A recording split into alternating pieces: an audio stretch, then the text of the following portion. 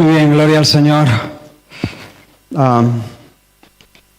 Contento de estar de nuevo en este lugar para ministrar, adorar al Señor por medio de la exposición de la palabra, servir a mis hermanos. Durante los últimos días que pasé en Guatemala, con David y Lucía y los hermanos allí, en mis devociones privadas, en mi meditación personal en el Señor, Él estuvo trayendo a mi corazón algunas verdades en cuanto a la prueba, a la naturaleza de la prueba. Y durante la primera semana del tiempo de vacaciones que hemos pasado en Torrox con la familia, quise compartir con Damaris y los niños varios temas que se encontraban en el libro de Job. Y después de eso decidí que también sería oportuno traerlo delante de vosotros, compartirlo a la iglesia. Así que mi idea inicial es compartir 2 o 3 mensajes basados en el libro de Job acerca de la verdadera naturaleza de la prueba de la fe. Y hoy va a ser más bien, en un primer momento pensé hacerlo todo en un mensaje, pero luego pensé, ya me conozco, que me gusta estirar un poco las cosas y quizá si quiero abarcar demasiado no voy a poder apretar lo que quisiera. Así que hoy va a ser básicamente una introducción, pero yo espero que sea un estímulo fuerte para nuestras vidas a la santidad. Quiero invitaros entonces a abrir la palabra del Señor en el primer capítulo del libro de Job, que no es un cuento, que no es una leyenda, sino que es un relato histórico. Se narra la historia real de un hombre, un varón llamado Job, que vivió en la tierra de Uz. Job capítulo 1, y vamos a leer desde el versículo 1 hasta el 8. Job capítulo 1, comenzamos la lectura en el primer versículo. Dice la Escritura: hubo en tierra de Uz un varón llamado Job, y era este hombre perfecto y recto, temeroso de Dios y apartado del mal. Y le nacieron 7 hijos y 3 hijas. Su hacienda era 7,000 ovejas, 3,000 camellos, 500 yuntas de bueyes, 500 asnas y muchísimos criados. Y era aquel varón más grande que todos los orientales. E iban sus hijos y hacían banquetes en sus casas, cada uno en su día, y enviaban a llamar a sus 3 hermanas para que comiesen y bebiesen con ellos. Y acontecía que, habiendo pasado en turno los días del convite, Job enviaba y los santificaba, y se levantaba de mañana y ofrecía holocaustos conforme al número de todos ellos. Porque decía Job: quizá habrán pecado mis hijos, y habrán blasfemado contra Dios en sus corazones. De esta manera hacía todos los días. Un día vinieron a presentarse delante del Señor los hijos de Dios, entre los cuales vino también Satanás. Y dijo Jehová a Satanás: ¿de dónde vienes? Respondiendo Satanás a Jehová dijo: de rodear la tierra y de andar por ella. Y Jehová dijo a Satanás: ¿no has considerado a mi siervo Job, que no hay otro como él en la tierra, varón perfecto y recto, temeroso de Dios y apartado del mal? Hasta ahí la lectura. Señor, te pedimos que tú bendiga la exposición de tu palabra. Ayúdame a hacerlo de manera fiel, de manera clara, con un celo santo por ti y con un amor sincero hacia tu pueblo, Señor. Ayúdanos, Señor, a adorarte mientras recibimos estas verdades. Y paséate en medio de nosotros haciendo proezas, Señor, haciendo valentía. En el nombre de Jesús queremos comprobar tu obra hoy. Queremos, Señor, experimentar que tú estás vivo y que tú eres fuerte y que tú eres Salvador, Dios mío, y que tú eres el santificador de nuestras vidas. En el nombre de Jesús. Amén. En este pasaje se nos abre una ventana y el Espíritu Santo nos quiere enseñar algo de lo que sucede en el ámbito celestial, en el mundo espiritual, en la esfera espiritual. Así que en la tierra de Uz, a ras de suelo, hay un hombre, un varón llamado Job, que es rico, respetado, piadoso y que además hace intercesión fiel por sus hijos. Eso a ras de suelo, en la tierra de Uz. Pero mientras Job vive y adora en la tierra de Uz, en las regiones celestiales se celebra una asamblea. Los hijos de Dios se presentan delante de Dios. Los hijos de Dios aquí es una expresión que alude a los ángeles. Así que los ángeles se reúnen en la presencia de Dios. Acuden al Señor en lo que parece ser una reunión de rendición de cuentas, una reunión donde los siervos del Señor, los ángeles, se presentan delante del trono para rendir cuentas delante del Señor y para recibir nuevas comisiones. Intenta imaginar la escena. El Señor allí en el centro, presidiendo la asamblea, sentado en su trono. Y los poderosos ángeles doblando la rodilla en torno a Él y presentando sus informes y cantando alabanzas. Así que por una parte se presentan los ángeles escogidos, como los llama Pablo cuando escribe su primera carta a Timoteo. Los ángeles buenos, digamos, los ángeles que no abandonaron su dignidad, los ángeles fieles. Ahora mira lo que dice el salmista de esta compañía de seres. En el Salmo 103, el escritor inspirado habla de los ángeles. Dice, el Señor estableció en los cielos su trono y su reino domina sobre todos. Bendecid al Señor vosotros sus ángeles, poderosos en fortaleza, que ejecutáis su palabra, obedeciendo a la voz de su precepto. Bendecid a Jehová, vosotros todos sus ejércitos, ministros suyos, que hacéis su voluntad. Así que los ángeles son sus mensajeros, eso es lo que significa la palabra ángeles, pero son sus siervos, son sus soldados, son, dice, poderosos en fortaleza. Otras traducciones traducen como héroes valerosos o guerreros fuertes o grandes paladines. No son criaturas pequeñitas, débiles, enclenques. Y obedecen de buena gana la voz del Señor y ejecutan puntualmente sus órdenes y hacen su voluntad no solo de buen grado, sino con precisión, de un modo perfecto. Quizá el más conocido de ellos es Gabriel. La Biblia no menciona a los ángeles por nombre, salvo en muy contadas ocasiones. Quizá, como digo, el más conocido es Gabriel, porque yo creo que es el que más aparece en la Biblia, por lo menos 2 veces, a Daniel, y luego es enviado a hablar con Zacarías, el padre de Juan el Bautista, y una vez más es enviado a hablar con María, virgen, la madre del Señor Jesús, y tal vez, no lo sabemos con certeza, también con su esposo José. Ahora, en este sentido, los ángeles son referentes para nosotros, son un modelo para una vida de verdadero servicio, de verdadera consagración al Señor. Ellos modelan lo que significa una vida consagrada al Señor. De hecho, el Señor nos enseñó a orar de esta manera: que se haga en la tierra tu voluntad, como se hace en el cielo. Hágase tu voluntad de la tierra de la misma manera en que se hace en el cielo. Es decir, que los hombres obedezcan a Dios con la misma disposición, la misma entrega, la misma devoción, la misma prontitud, la misma sinceridad, la misma precisión, el mismo amor, el mismo gozo con que los ángeles obedecen la voz de tu precepto. Que en la tierra se obedezca tu voz como se obedece en el cielo. Ahora quiero que imagines esa escena: Dios en su trono, los poderosos ángeles rindiendo alabanza, asombrados delante de Dios, informando de lo que han estado haciendo y esperando recibir nuevas órdenes. La escena se me antoja una fiesta, hermano. Una fiesta. El Dios Trino sonríe en medio de ellos y danza de gozo en medio de ellos. ¿O cómo te imaginas a Dios? ¿Cómo? ¿Serio? Con el ceño fruncido, impasible, frío, distante, lejano, impaciente. No, yo me lo imagino sonriendo y danzando de gozo en medio de sus criaturas que les sirven y diciéndoles a cada uno, después de presentar sus informes: bien hecho, buen siervo y fiel, tu servicio trae gozo a mi corazón. Y estoy contento.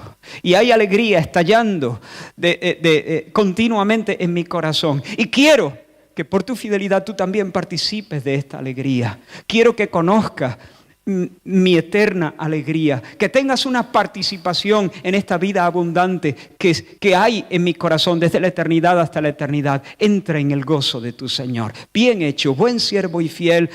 Has sido fiel en tu comisión, entra en el gozo. Participa de la alegría que siento. Así me imagino yo la escena.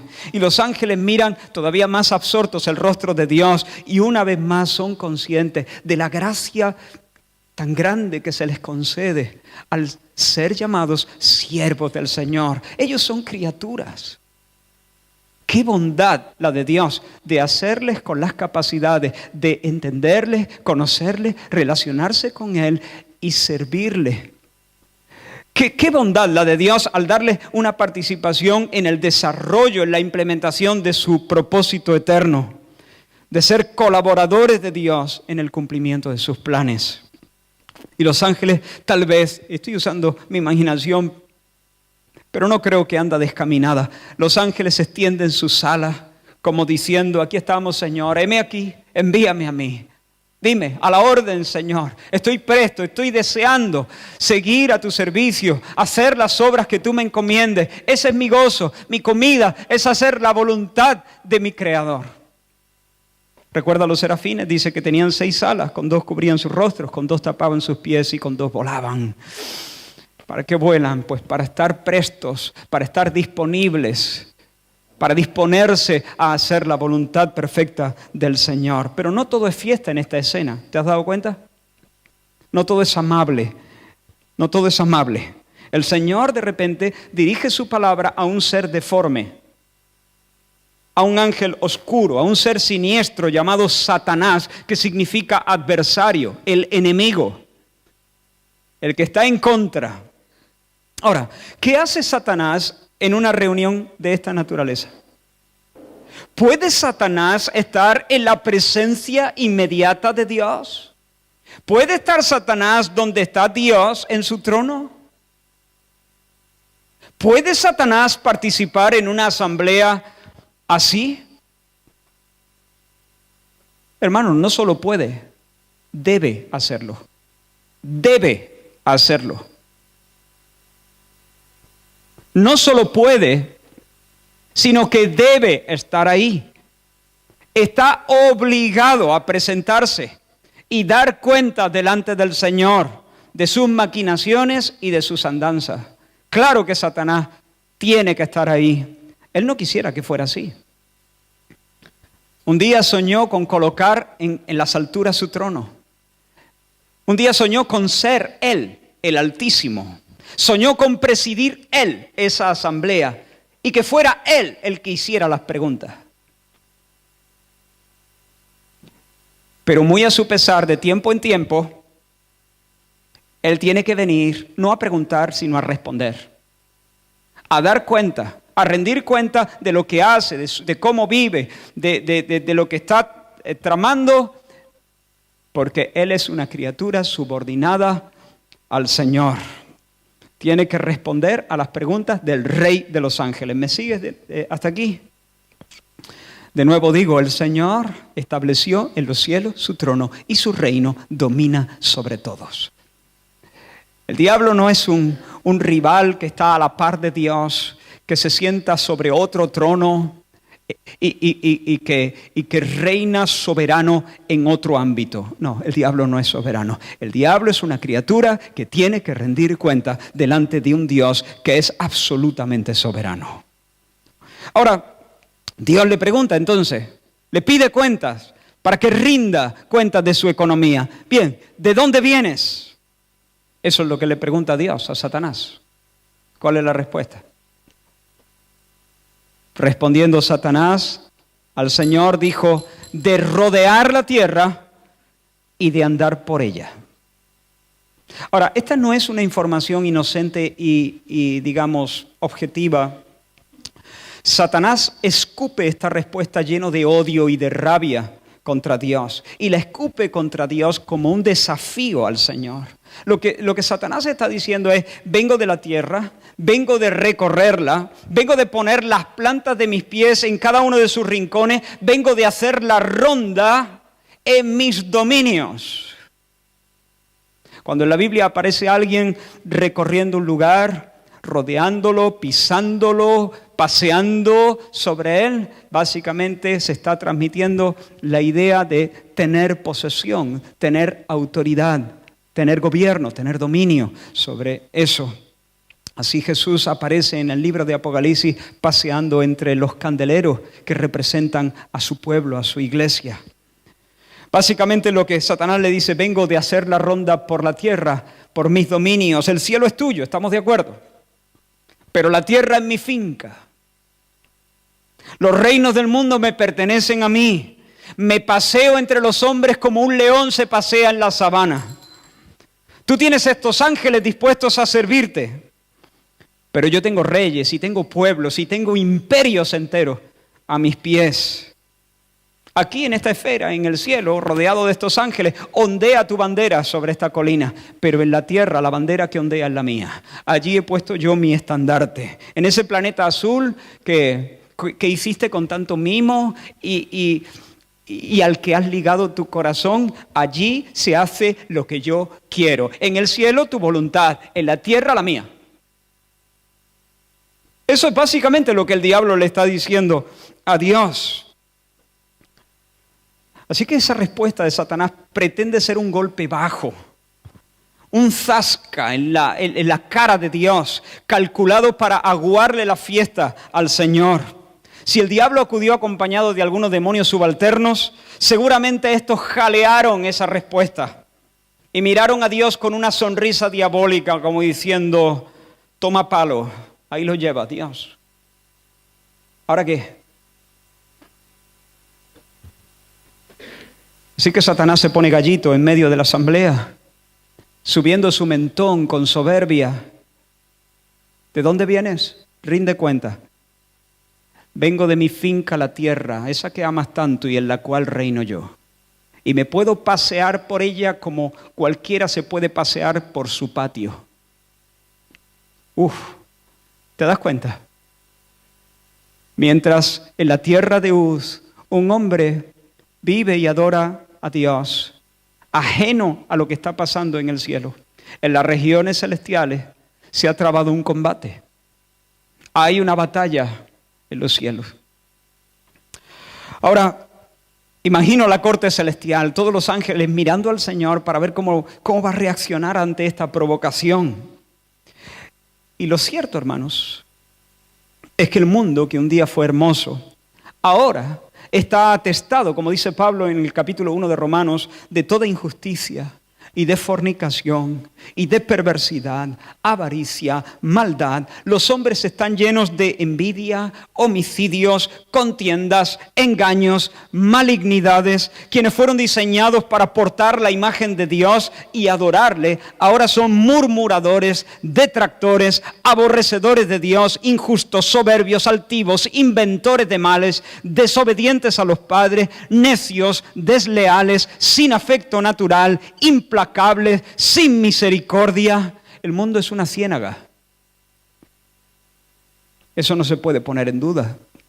Las culturas están llenas, atestadas de expresiones anticristo. ¿No dice eso el apóstol Juan? El mundo entero, con todas sus expresiones, está bajo el maligno.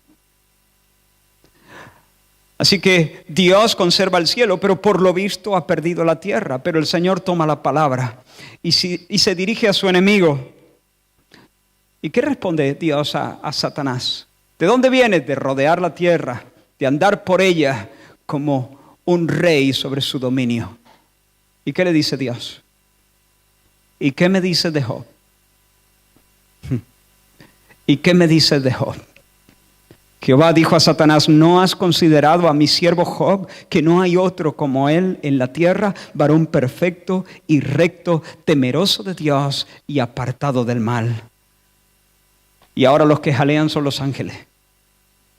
Ahora los que dicen toma, y los que lanzan aplausos y vítores son los ángeles de Dios. Si esta fuera una pelea de gallos de estas que hacen los raperos, Con ese verso el Señor ha hecho descarrilar completamente a su contrincante.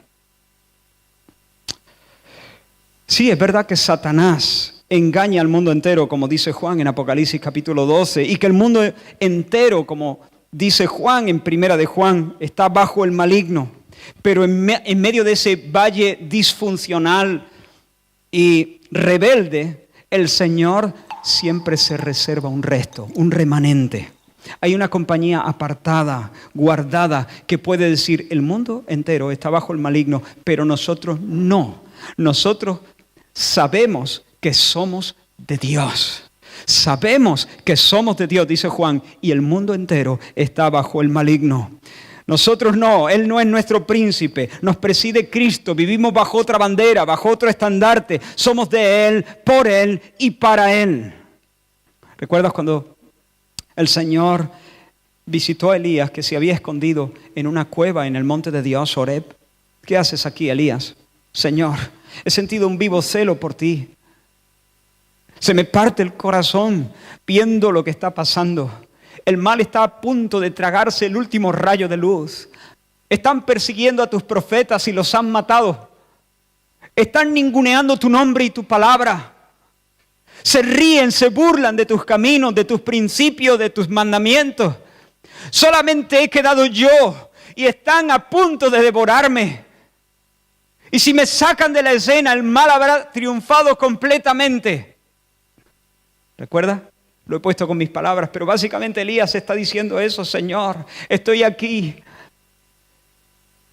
huyendo de la quema. Parece que finalmente el mal va a triunfar. Tu palabra va a ser silenciada por completa. Se acabaron los piadosos. ¿Y cuál es la respuesta de Dios? No te confundas, Elías, no te confundas. Yo haré que queden en Israel 7,000 que no han doblado ni doblarán sus rodillas delante de Baal, ni le besarán con su boca. No te confundas, Elías. El mal no triunfa. No te confundas, Elías, yo no estoy en retirada. No te confundas, Elías, yo no quito mi bandera, porque la tierra no es el dominio de Satanás, del Señor en la tierra y su plenitud, el mundo y los que en él habitan. Y donde abundó el pecado, sobreabundó la gracia. Y el Señor le dice, Elías, yo haré, de eso me encargo yo. De eso me encargo yo. Yo haré, yo por mi nombre, por amor de mí mismo, por mi felicidad, por mi fidelidad y con la fuerza de mi brazo, yo haré que queden en Israel 7,000 que no van a doblar sus rodillas delante de Baal. La primera genealogía de la Biblia aparece en Génesis capítulo 5 y se nos da con un estribillo sombrío. La resumo. Vivió Adán 930 años y murió. Vivió Set 912 años y murió. Vivió Enos 905 años y murió. Vivió Cainán 910 años y murió. Vivió Mahalael 895 años y murió. Vivió Jared 962 años y murió. Menudo paisaje. Y murió, y murió, y murió. Y murió, y murió, y murió. Murió, murió, murió, murió, murió, murió. Personas creadas para ser inmortales. Personas con ansias de vida y plenitud, siendo vencidas por la frustración y por la muerte, teniendo que despedirse de sus hijos, de sus sueños, de su aliento.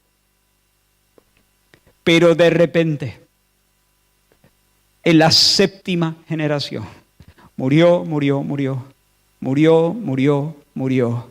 Pero en la 7ª generación se nos dice, caminó Enoc con Dios y desapareció porque le llevó Dios. En medio de ese territorio de muerte, Dios pone una vez más su estandarte. El Señor hace que un hombre camine con Él en medio de ese valle lleno de sepulcros.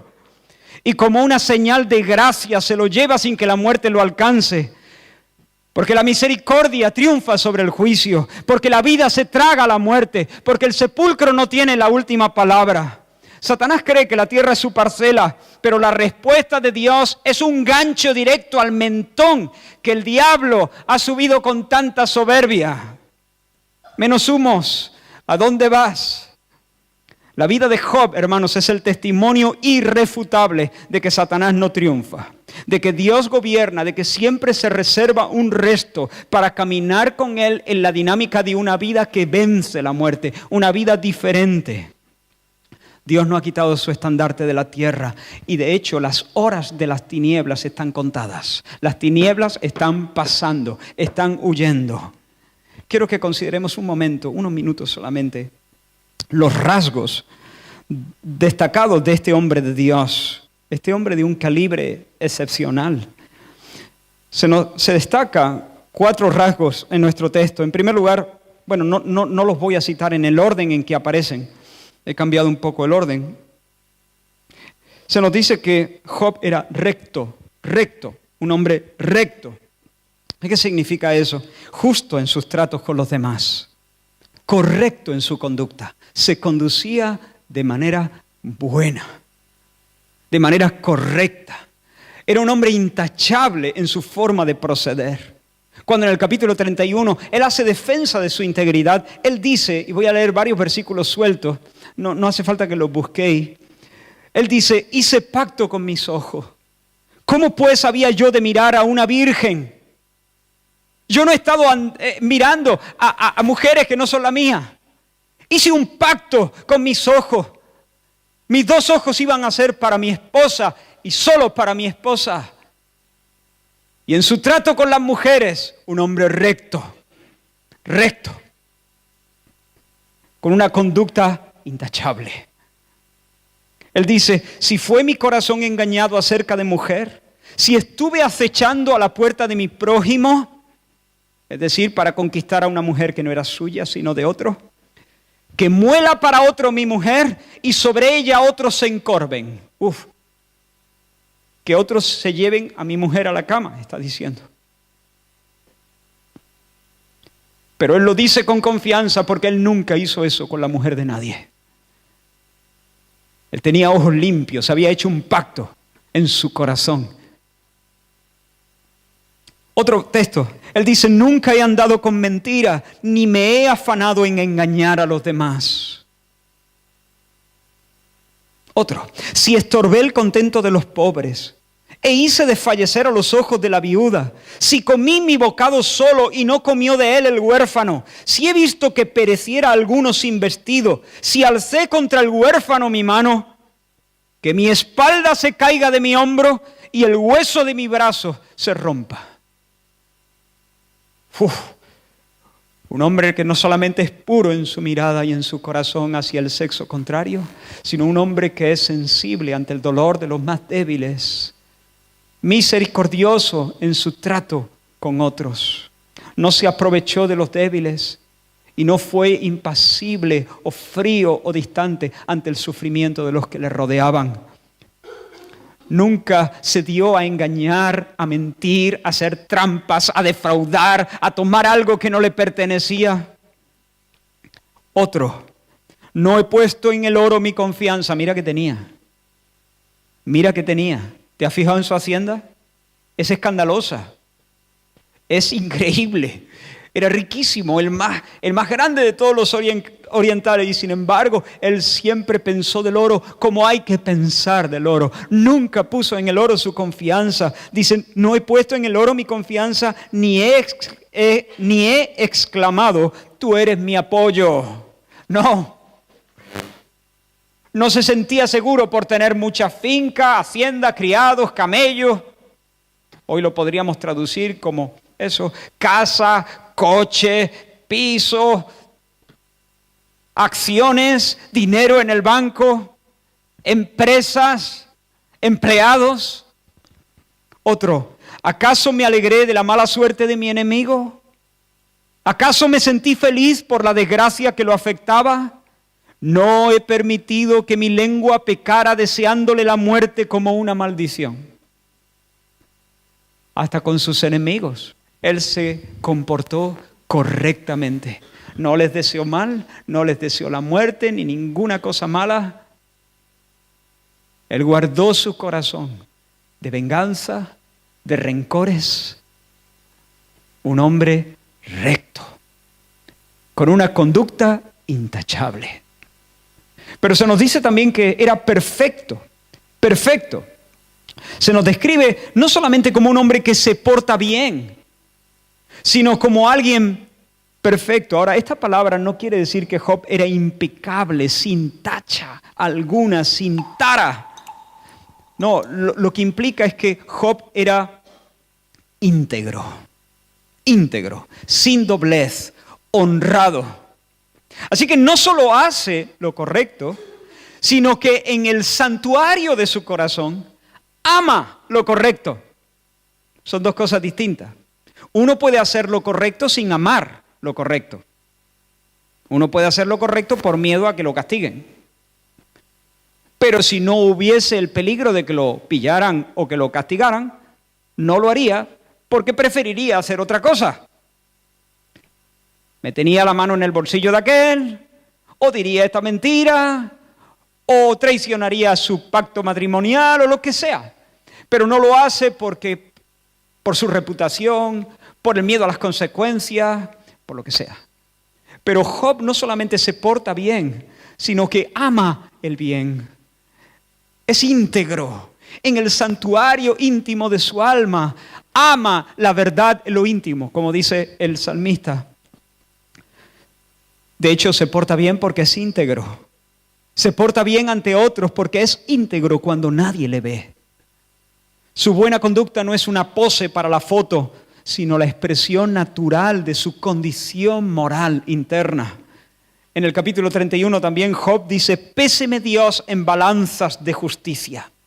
Que Dios ponga mi vida en la balanza y conocerá mi integridad.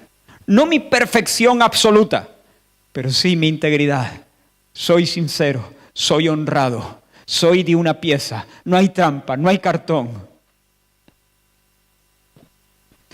Y se nos dice que era apartado del mal, separado del vicio, separado de la injusticia, separado de la parranda del diablo, separado de lo torcido, de lo innoble, separado de todo antro, de todo lugar de mentira o de suciedad. Y todo eso, el motor de todo eso, se encuentra en que era un hombre temeroso de Dios. Temeroso de Dios no es que Dios le daba miedo. Temeroso de Dios es piadoso, devoto, respetuoso de Dios. Que anda de puntillas delante de Dios.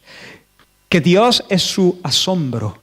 Que Dios es su confianza. Que todo el tiempo tiene a Dios delante de sí.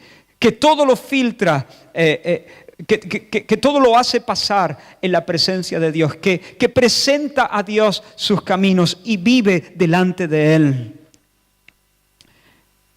Vuelvo a lo del pacto con los ojos. ¿Por qué Job hizo un pacto con los ojos para no estar mirando a otras mujeres? Dice: hice un pacto con mis ojos. ¿Cómo pues había yo de mirar a una virgen? Porque, escucha ahora, ¿qué galardón me daría de arriba Dios? ¿Y qué heredad el Omnipotente desde las alturas? ¿Acaso Él no ve todos mis caminos y cuenta todos mis pasos? ¿Te das cuenta de dónde procede su piedad? ¿De dónde procede su buena conducta? Que diga. Su rectitud viene de una convicción interna. Él sabe que vive delante de Dios, que hay uno que es Dios omnipotente y se sienta en las alturas y Él considera los caminos de los hombres. Sus ojos ven, sus párpados examinan y todas sus acciones y todos sus pensamientos y todos sus deseos y todas sus motivaciones están siempre delante de Dios. Y Él vive en la presencia de un Dios que le ve y que pesa su corazón. Temor del Señor.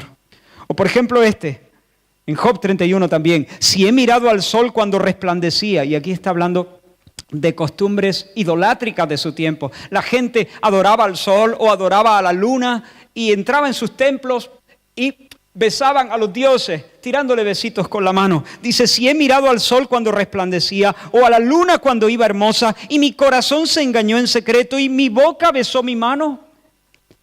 Esto también sería maldad, porque habría negado al Dios soberano. ¿Te das cuenta de dónde viene su conducta santa? Viene de un temor auténtico de Dios, de una devoción al Dios soberano. Yo no puedo tirarle besito al sol. Si yo estoy viviendo en la presencia de un Dios soberano que es el creador del sol y de la luna.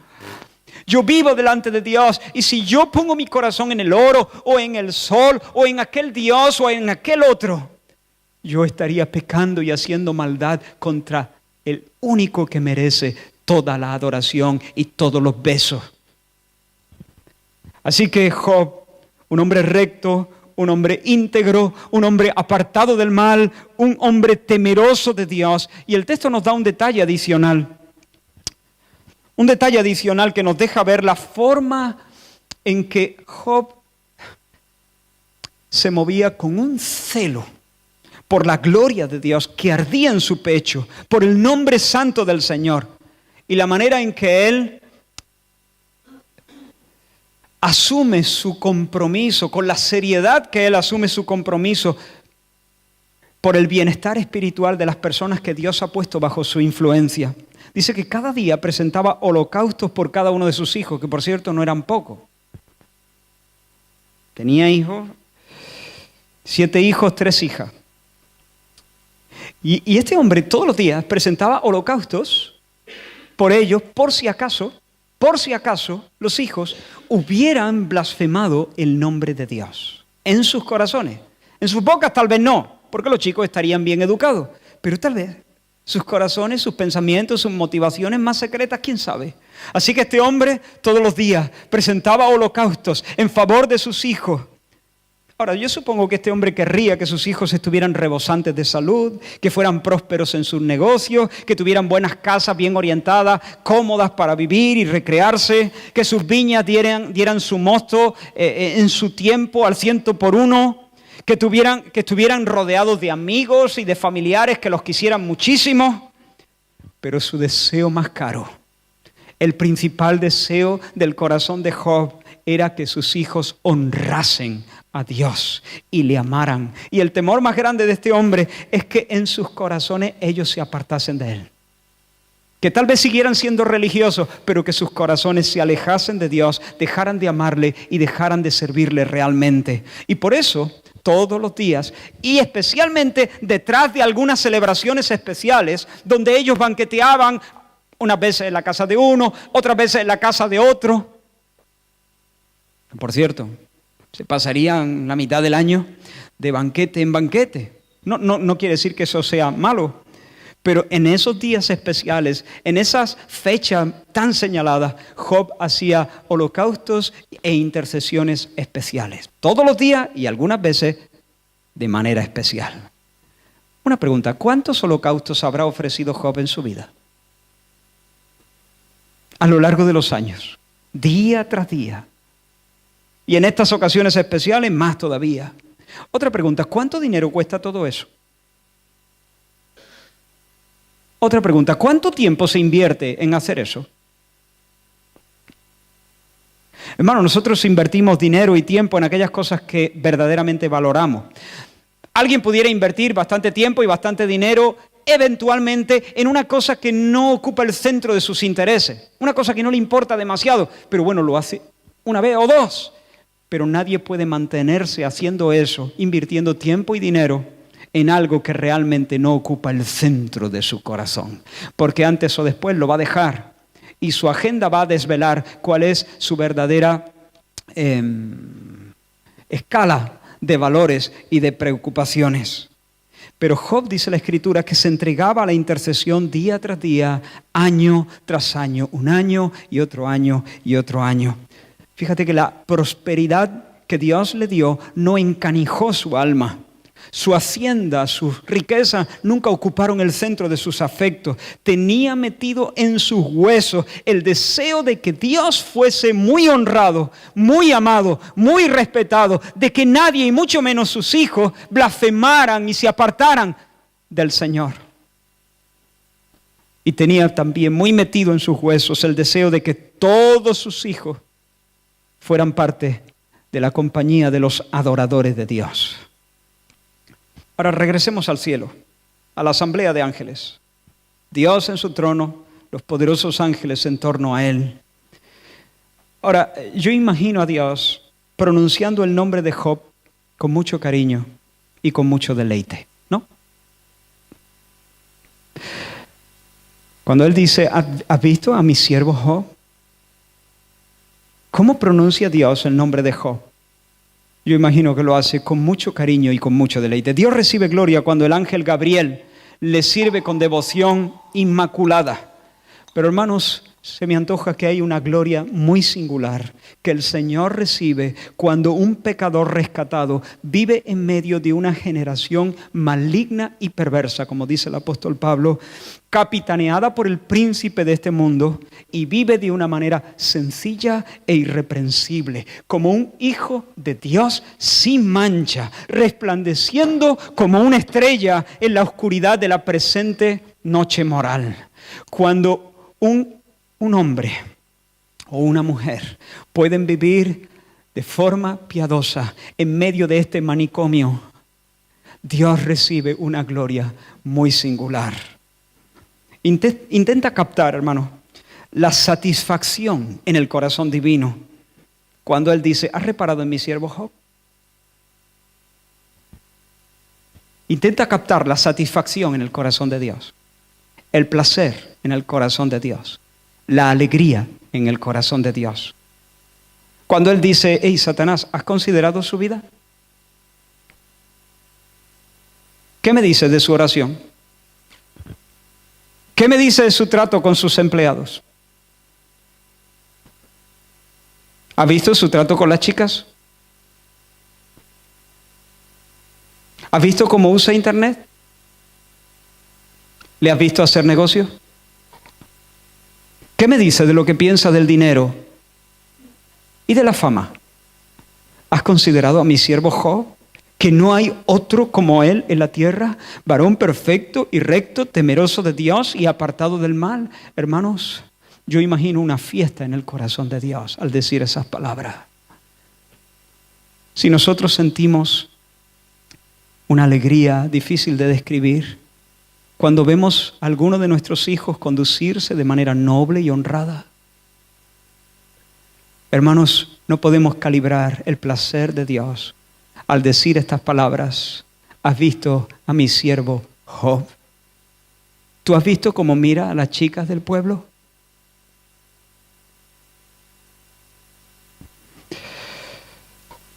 Por supuesto, hermano, Job no es sin defecto. Es un hombre con taras, como todos los hijos de Adán, pero por la gracia de Dios vive delante del Señor y vive haciendo las delicias del Señor. Y en ese hombre Dios ve el reflejo de su propia bondad y de su propia santidad. Dios ve a Job y Él ve algo de la propia bondad divina, de la propia gracia de Dios, de la santidad del Hijo de Dios. Ve un reflejo. Dios se alegra porque en Job ve un reflejo de su santo Hijo Jesús. No un reflejo perfecto, pero sí un verdadero reflejo. Ahora, Job no era un hombre sin tara, no era un hombre perfecto, pero sí honrado, íntegro, temeroso de Dios, recto, apartado del mal. Pero mucho tiempo después sí hubo un hombre sin tara que pisó la tierra. Y al descender al Jordán los cielos se abrieron, ¿recuerda?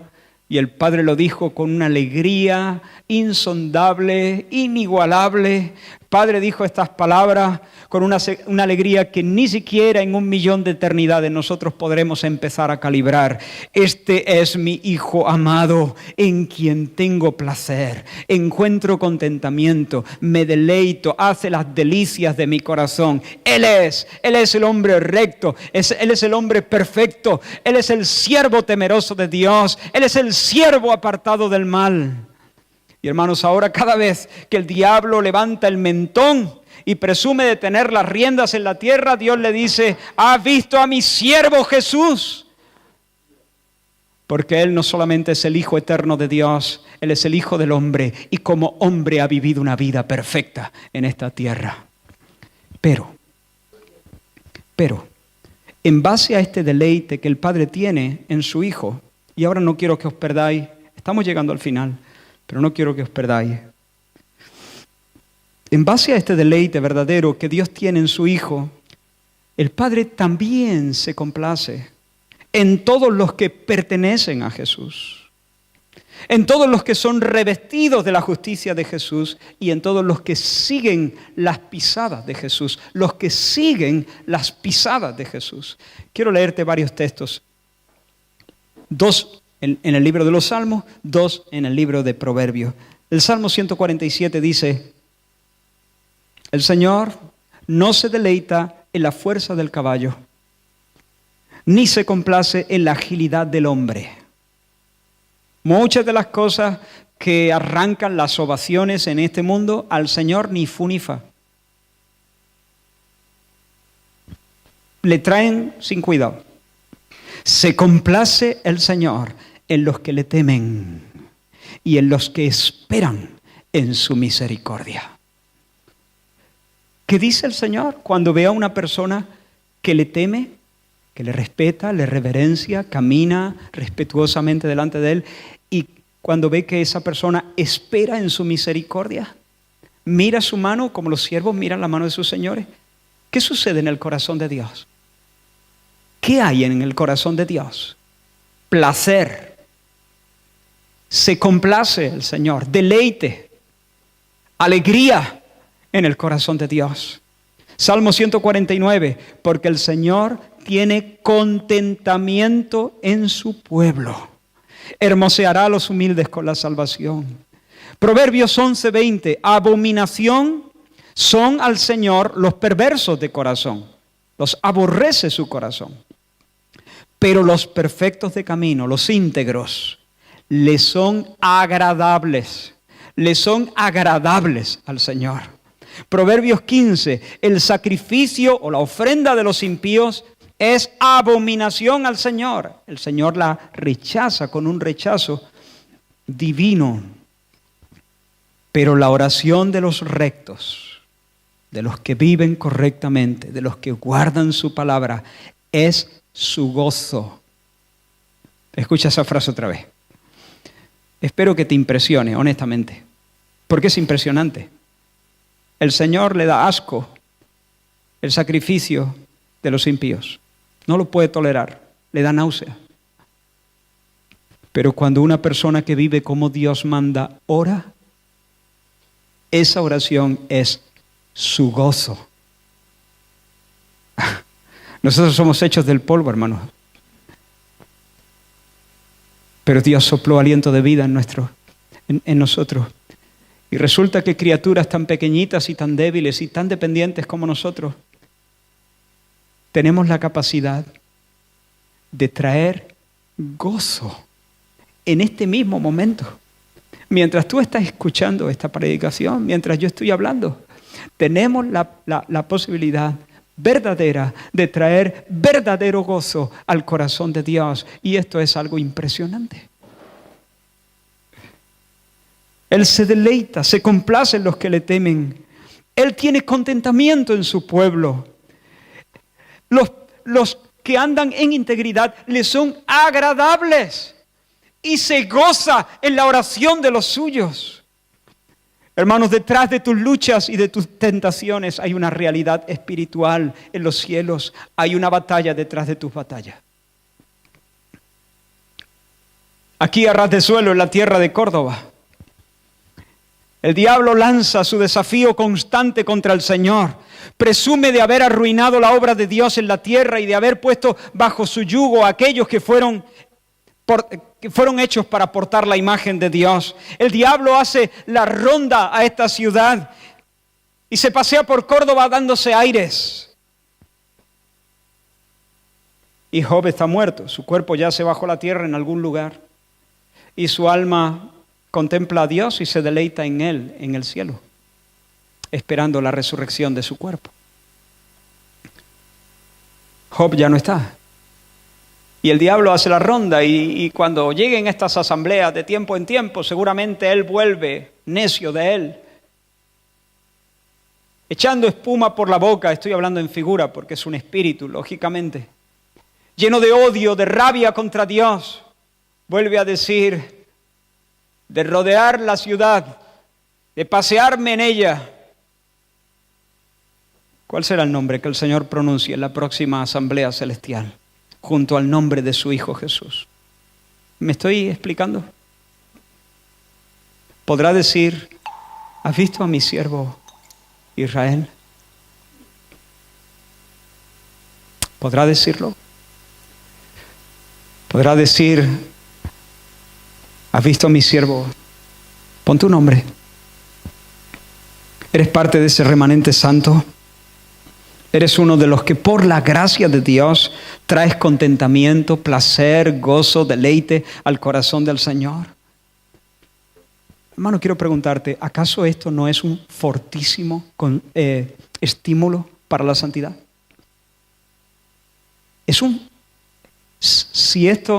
Déjame advertirte así, si esto no es un fuerte estímulo para la santidad, me temo que no ames a Dios. Pero si amas a Dios, el pensamiento de poder traer alegría a su corazón, de poder traer deleite y gozo a su corazón, será un fortísimo estímulo para luchar en medio de la tentación que estás enfrentando en este momento. Para decirle no a ese pecado que te asedia. Para despojarte de esas cosas que te están haciendo morder el polvo y están dándole un argumento más a esa serpiente antigua llamada diablo, que quiere aguarle la fiesta a Dios aunque nunca puede.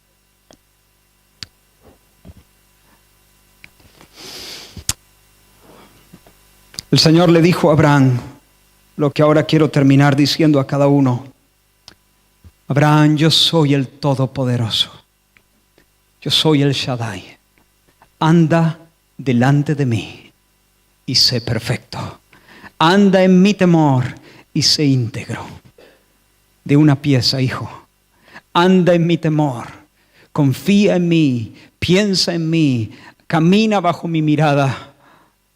Camina con respeto, descalza tus pies y camina de puntillas, sé escrupuloso, sé cuidadoso, considérame en cada uno de tus caminos, considérame en tus pensamientos, considérame en tus rutinas, considérame en tu trabajo, considérame en tus palabras, considérame, anda delante de mí y sé íntegro.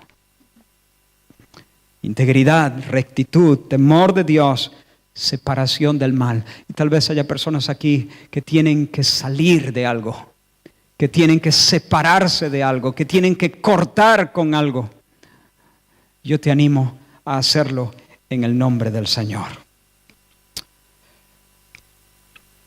El diablo no se va a sentir satisfecho con esta respuesta. Y ahora va a empezar una segunda parte de la batalla, y esto es lo que queremos hablar la semana que viene, Dios mediante, si el Señor nos lo concede. El diablo le va a decir a Dios, no es oro todo lo que reluce, Dios. ¿O no sabes que Job te sirve porque le interesa? Y vamos a ver cuál es la naturaleza real de la prueba. Y cuál era la batalla detrás de la batalla. Detrás de las batallas de Job. Pero vamos a dejar el mensaje aquí. Como he dicho, es básicamente una introducción al meollo de lo que quiero compartir con la ayuda del Señor. Pero espero que por el Espíritu de Dios, al considerar estas cosas, en medio de tus luchas y en medio de tus tentaciones ahora, no solamente seas consciente de lo que tienes delante de tu nariz, sino de lo que está pasando en las esferas celestiales. Esa tentación que enfrentas y esa lucha que tienes en este momento no es solamente tu lucha. Y Dios quiere levantarte a ti en medio de esta generación, como levantó a Job, como un testimonio de su gracia, de su poder y de su dominio. Él quiere que esta congregación en medio de esta ciudad, y no solo esta congregación, sino otros hermanos que se reúnen en otros lugares, seamos juntos un testimonio irrefutable de que la vida triunfa sobre la muerte. Y lo mismo que digo para esta congregación, lo digo para tu familia y para tu vida personal. Vamos a orar. Gracias, Señor. Gracias por tu palabra. Que por tu Espíritu, Señor, encienda nuestros corazones. Seamos, Señor, constreñidos, empujados a la santidad, a un nuevo celo por tu nombre, Señor, a un nuevo deseo, Dios mío, de honrarte en medio de este mundo. Y que podamos ser, Señor, tú te puedas lucir delante de tus ángeles, exhibiendo la obra que tú has hecho en nuestros corazones. En el nombre de Jesús, bendice a tu iglesia. Amén. Amén. Que el Señor os bendiga.